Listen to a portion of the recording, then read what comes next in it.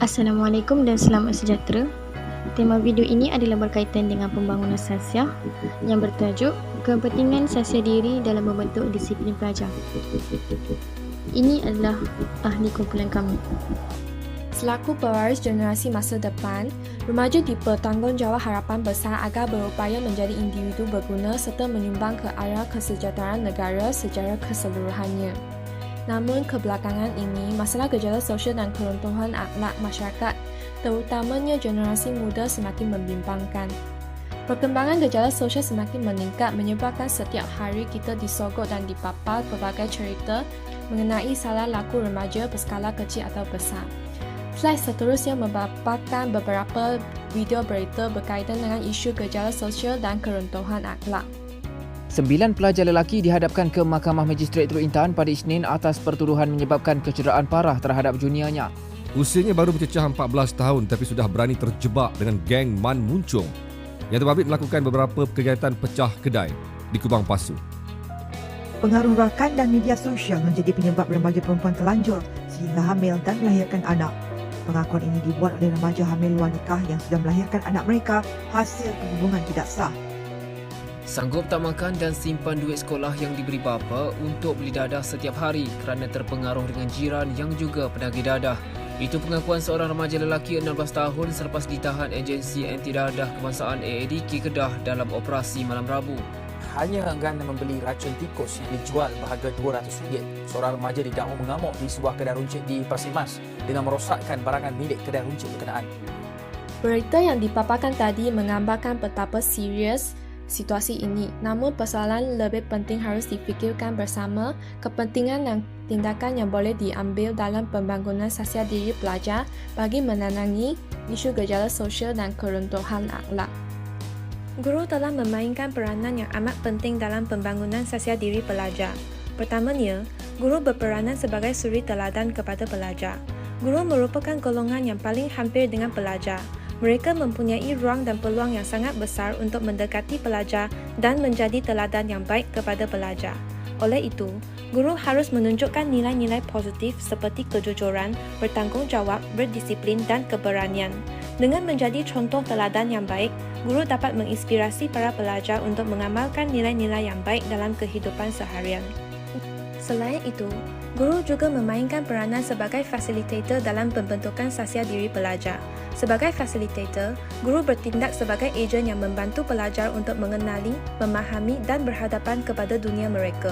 Guru perlu menciptakan suasana yang harmoni dan baik di mana individu boleh berkomunikasi dan bekerja sama secara terbuka. Guru bukan sahaja memberi perhatian kepada hubungan antara pelajar, tetapi turut menjalin hubungan baik dengan ibu bapa. Dalam proses tersebut, guru boleh memberikan pujian yang positif dan dorongan untuk membantu dalam pembinaan keyakinan diri pelajar.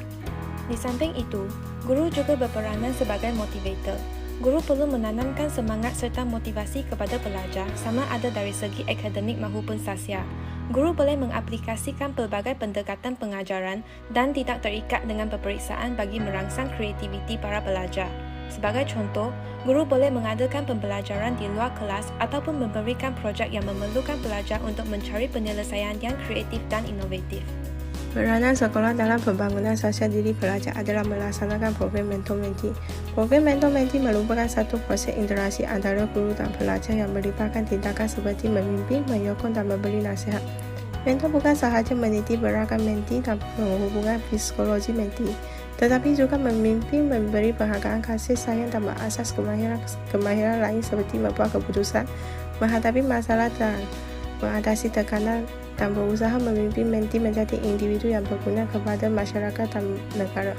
Melalui program ini, pelajar diharapkan dapat saling hormat menghormati antara mentor dan menti, mengamalkan budaya penyayangan dan saling menghargai antara satu sama lain, serta membina keyakinan diri dalam menghadapi masalah dan menghargai hasil dari bimbingan dan sentuhan dari mentor yang sentiasa mengambil peran terhadap kebajikan mereka.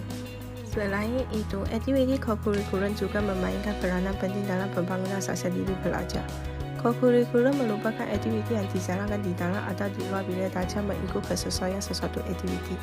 Tujuan pelaksanaan kurikulum adalah untuk mengasaskan potensi, minat, kemahiran pelajar. Ia juga dapat menyemak perasaan muhibah, perpaduan, kerjasama dan dapat meningkatkan tahap disiplin pelajar. Secara tidak langsung, sasiah diri pelajar dapat dibentukkan melalui pelibatan pelajar dalam aktiviti kurikulum. Pelajar dapat belajar secara bersosial yang baik dan hormat dengan keluarga, rakan, orang tua. Aktiviti kurikulum berperanan dalam pembentukan sifat-sifat sosial yang bernilai dalam setiap pelajar yang mengambil bahagian dalam aktiviti yang dipilih. Setiap aktiviti mempunyai sumbangan tersendiri dalam pembentukan sasiah dan jati diri pelajar. Sebagai contoh, pelibatan aktif pelajar dalam sukan berupaya meningkatkan tahap berdikari dan keyakinan diri serta dapat mengurangkan perasaan negatif seperti tekanan dan kerusingan. Pelibatan pelajar dalam aktiviti kurikulum amat berguna untuk pembentukan sasiah. Mengisi masa lapang dengan pengetahuan berfaedah, menimba pengalaman dan mengelakkan diri dari terjebak dalam masalah gejala sosial seperti melepak, penyalahgunaan data dan gangsterisme. Pembangunan sasiah telah mewujudkan kesan-kesan baik terhadap disiplin pelajar. Antaranya adalah dapat membentuk tingkah laku yang berakhlak mulia dalam diri pelajar tersebut. Sebagai contoh, pelajar akan menghormati antara satu sama lain dengan cara memberi salam dan berjabat tangan ketika mereka berjumpa. Seterusnya, pembangunan sasiah yang dibina dalam diri pelajar akan menentukan kejayaan pelajar tersebut. Sasiah diri pelajar yang baik dan berakhlak akan mendorong kepada keputusan pelajaran yang cemerlang. Dari aspek objektif, pendidikan dalam Islam adalah bertujuan untuk mencipta manusia yang baik, dalam erti kata memiliki akhlak yang terpuji, dan matlamatnya adalah untuk membangunkan model insan yang seimbang serta membentuk akhlak jati diri yang cemerlang bersumberkan Al-Quran dan Al-Sunnah. Rasulullah SAW membangunkan sasiah umatnya dengan komponen asas Islam iaitu akidah, syariah dan akhlak. Sebagaimana akhlak ini disebutkan dalam hadis yang diriwayatkan oleh Abu Daud yang bermaksud sebaik-baik orang yang beriman itu adalah mereka yang bagus akhlaknya.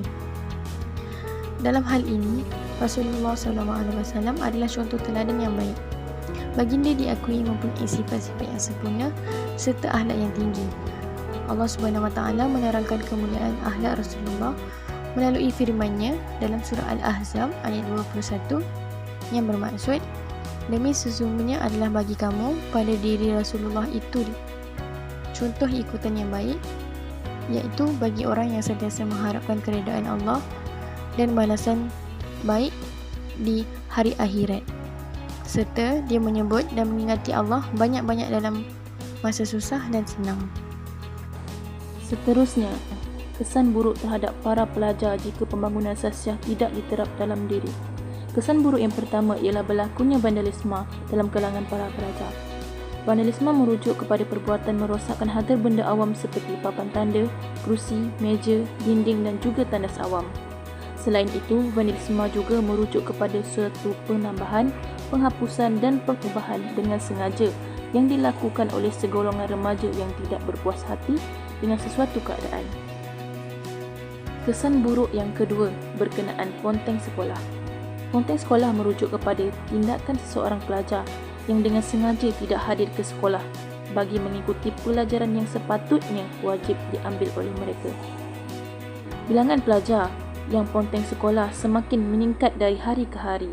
Ponteng sekolah merupakan antara salah satu kesalahan yang tercatat dalam sistem sasiah diri murid SSTM.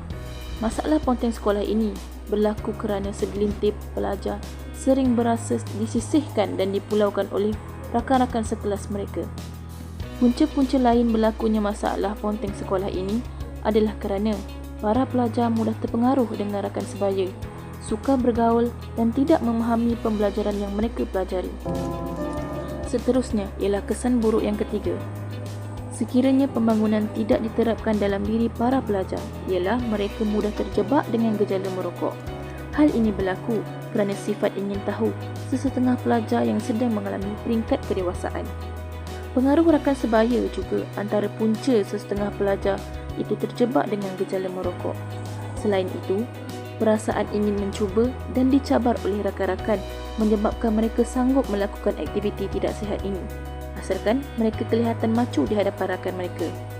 Kesan buruk yang terakhir ialah berlakunya masalah pembuangan bayi di dalam kalangan para pelajar. Masalah ini berlaku kerana pelajar terlibat dengan pergaulan bebas dan terlalu bersosial sehinggakan tiada batas di antara lelaki dan juga perempuan. Hal ini menyebabkan mereka terlibat dengan aktiviti salah laku seksual sehinggalah hamil. Punca lain berlakunya masalah ini adalah kurangnya pemantauan dari kedua ibu bapa terhadap anak-anak mereka. Selain itu, pegangan agama yang lemah juga merupakan antara faktor yang mempengaruhi berlakunya masalah pembuangan bayi ini. Akhir sekali, faktor persekitaran seperti ibu bapa, rakan sebaya, sekolah dan guru memainkan peranan penting dalam pembentukan akhlak dan personaliti seseorang pelajar. Persekitaran yang baik melahirkan identiti seseorang individu yang baik. Sepanjang video yang telah dibentangkan, kami telah merangkumi isu semasa terhadap keruntuhan akhlak dalam kalangan remaja, peranan guru dan sekolah dalam pembangunan sasial diri pelajar, kesan baik jika usaha pembangunan sasial dapat dibentuk dengan baik, serta kesan buruk yang dapat dijangkakan jika pembangunan sasial tidak dititik beratkan. Melalui video ini, kami berharap agar dapat memberi kesedaran tentang kepentingan pembangunan sasial diri dalam kalangan pelajar. Sekian daripada kami, terima kasih.